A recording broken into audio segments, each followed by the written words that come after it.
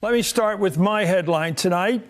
I'm retiring. Welcome to Miss Mojo. And today we're counting down our picks for the top 10 times people were fired or quit on live TV. I made a comment earlier tonight that I guess went out over the air that I am deeply ashamed of. For this list, we'll be looking at instances where people were either terminated or terminated themselves around the time cameras were rolling. Know of any other on-air dismissals? Let us know in the comments. Number 10, Shephard Smith. Over the years, Fox News has garnered a reputation for its conservative leanings and support of like-minded politicians. However, one pundit who stood out in that regard was Shephard Smith. A personal moment now. Gathering and reporting the news has been my life's work. First joining the team in 1996, Smith wasn't known to be someone who let his opinion be compromised. He consistently criticized President Donald Trump, who would often criticize him back. In 2019, after feeling strain among his contemporaries, Smith announced his resignation live on his show. So recently, I asked the company to allow me to leave Fox News. After requesting that I stay, they obliged. Despite the non-specific locker room drama, Smith handled the announcement professionally, having previously informed his superiors. Even in our currently polarized nation, it's my hope that the facts will win the day, that the truth will always matter, that journalism and journalists will thrive. He subsequently made the move to CNBC, where he worked until 2022. Number 9, Twitter employees. Everybody here, we're all about to get fired from Twitter. 2022 was a turbulent year for the media platform, as its acquisition by business magnate Elon Musk brought with it a whole slew of controversies. In November of that year, Musk laid off nearly half of the workforce before issuing an ultimatum to the rest.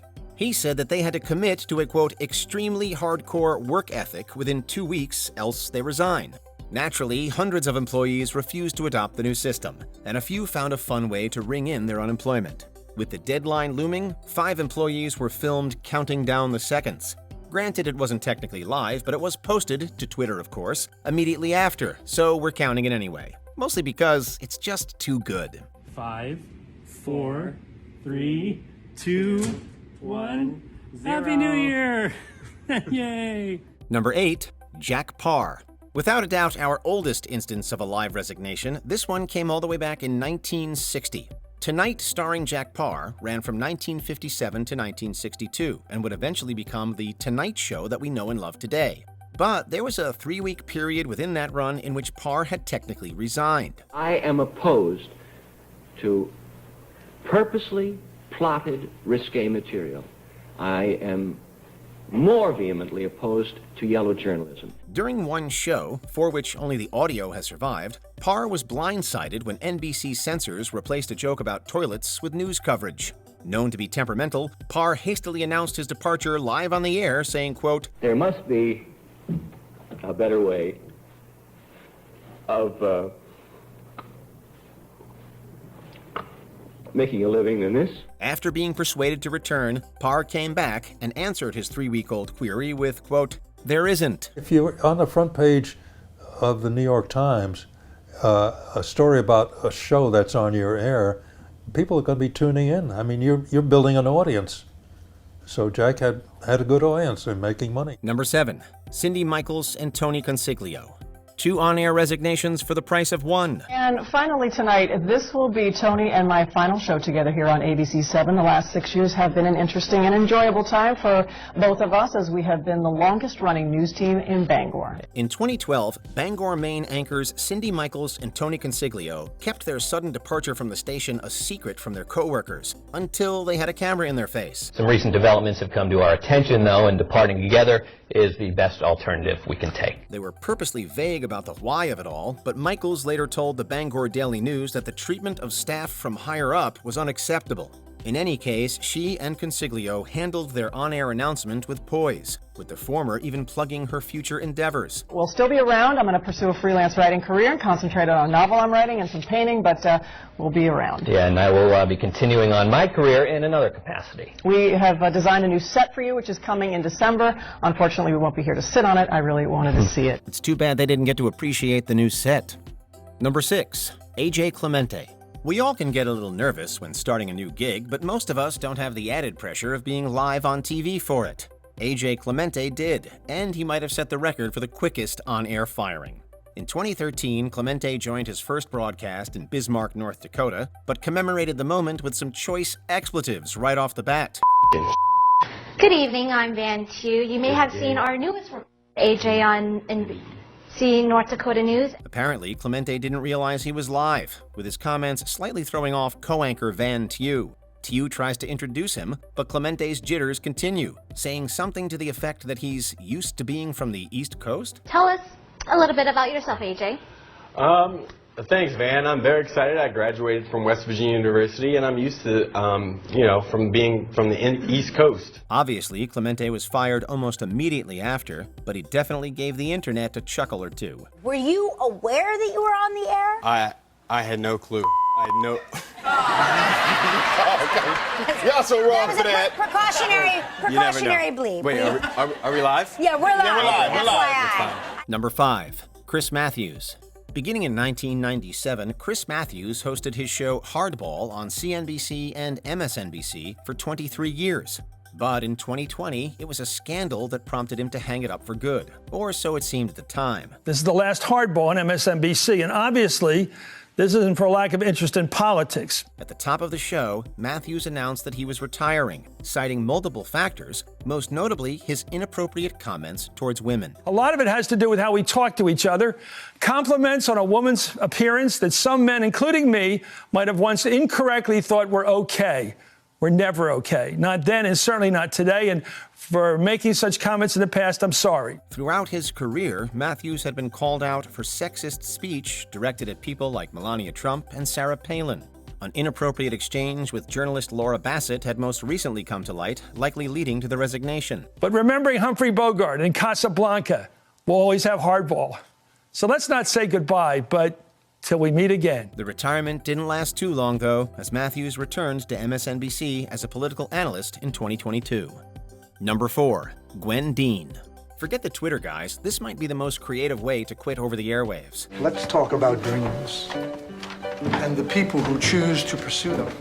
Like Gwen, a machine engineer from New York. The web hosting company GoDaddy has become known for their memorable and often provocative Super Bowl commercials over the years. But their spot during the 2014 game had some real-world implications.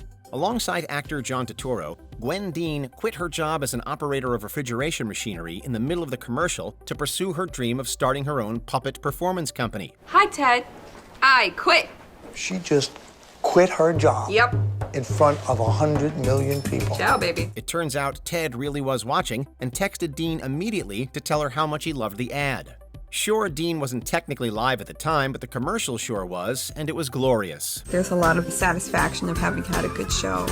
And it is just icing on the cake when the kids go crazy at the end and give me, great standing ovations. I mean, what other profession would that happen in? Number 3, Tom Brenaman. Tom Brenaman falls into the camp of A.J. Clemente, only his blunder was way, way worse. Reds Live, the pregame show presented by Ray St. Clair Roofing. In 2020, Brenaman was working as the announcer for the Cincinnati Reds baseball team. But his employment with the team came to an abrupt end when he was caught on a hot mic.